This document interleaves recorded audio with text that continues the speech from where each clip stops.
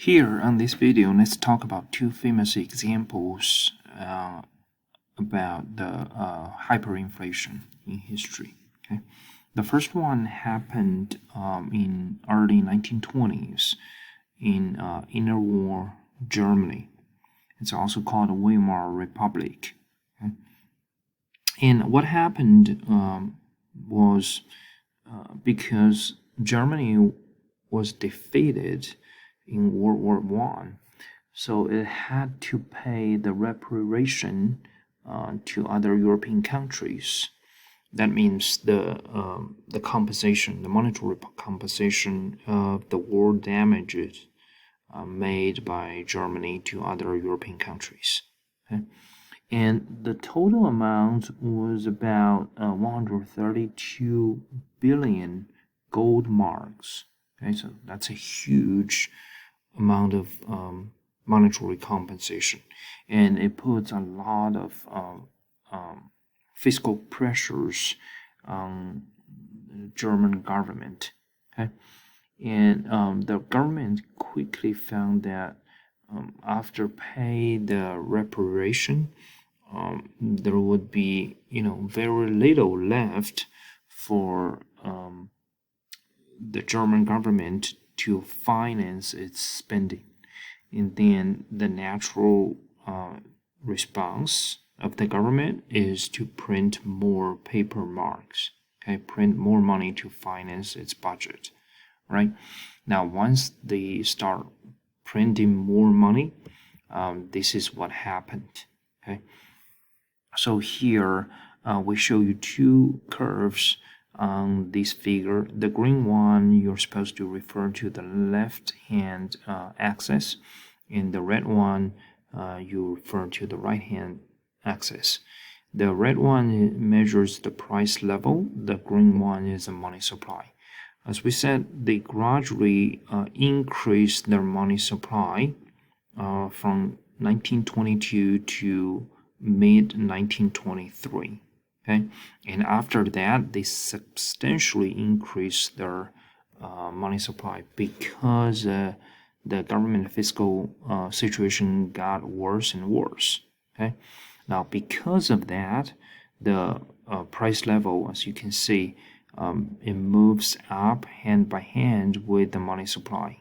Okay, so it gets much worse in late 1922. All right.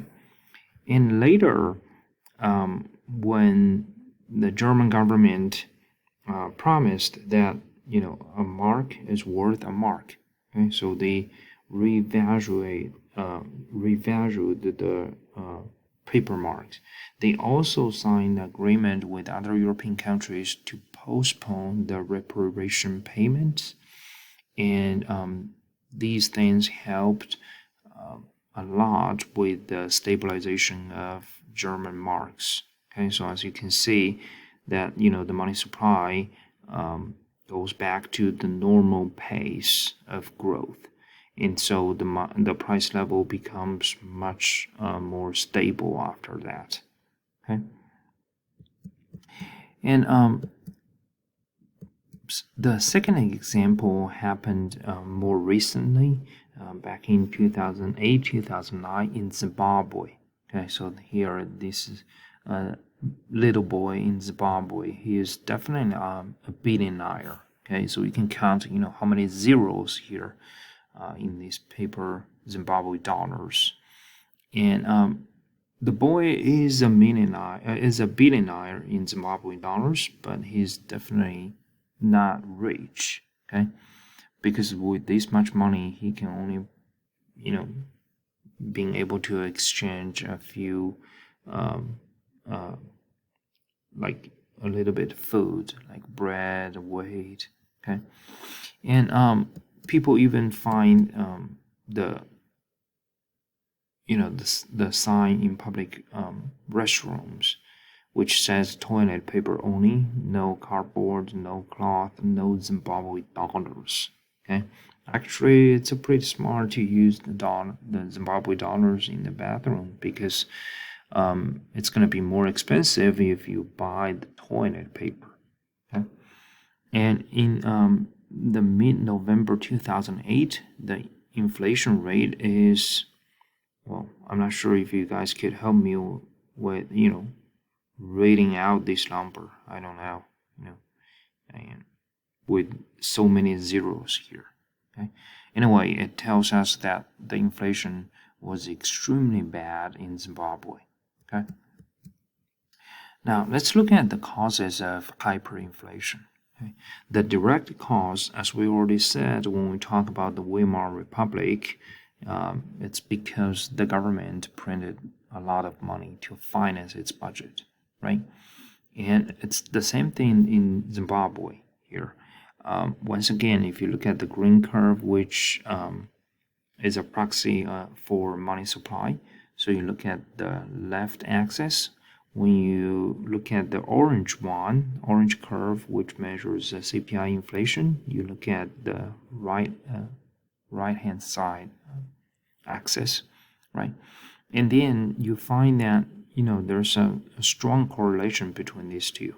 Okay, so starting from the late 2004, Zimbabwe government start printing more and more money, and this gets worse and worse, especially in 2008. So that's why their inflation rate shoots up very quickly. Okay, so once again, based upon the quantity equation of money, the direct cause of inflation must be the substantial increase in money supply. Okay. However, the indirect but fundamental cause is different. Okay. Remember, we said that in interwar Germany, this is because the government fiscal situation got worse. Okay. And because of the reparation, because of the a lot of the fiscal burdens on the shoulder of the German government to rebuild the German economy. All right, and in Zimbabwe, it's the same thing. Okay, after Robert Mugabe became the first president, okay, of the country after independence. And he promised that he would do the land reform. Okay? And historically, the vast majority of land in Zimbabwe was controlled by a minority group who are the descendants of the European settlers. Okay?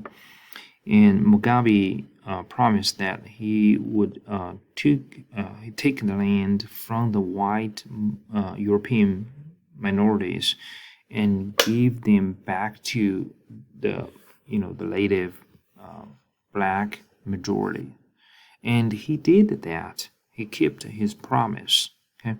However, when the land was returned to the hands of the black majorities, these Zimbabwe farmers they did not have machinery equipment to farm. So the productivity of labor or the farmers declined a lot. Okay, and as you could imagine, what happens next is the agricultural output in Zimbabwe declined substantially.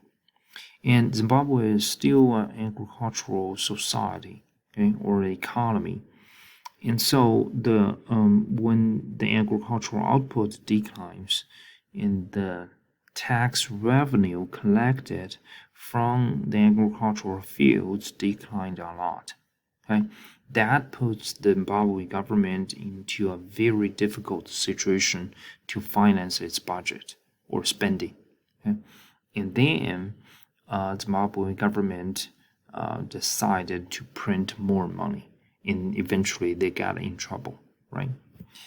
And so here we find that the government spending and the fiscal problem are actually the fundamental cause, okay? Because that gives the government a very strong incentive to print a lot of money, all right? Now, here we look at the history because we want to know more about the future, right? Especially the economic future of the United States, okay? If you remember, at the beginning of chapter 4, we briefly raised this question. Is the US headed into a hyperinflation, or will head into a hyperinflation? Why or why not, right? And I showed you this chart, the Fed chart about the monetary base.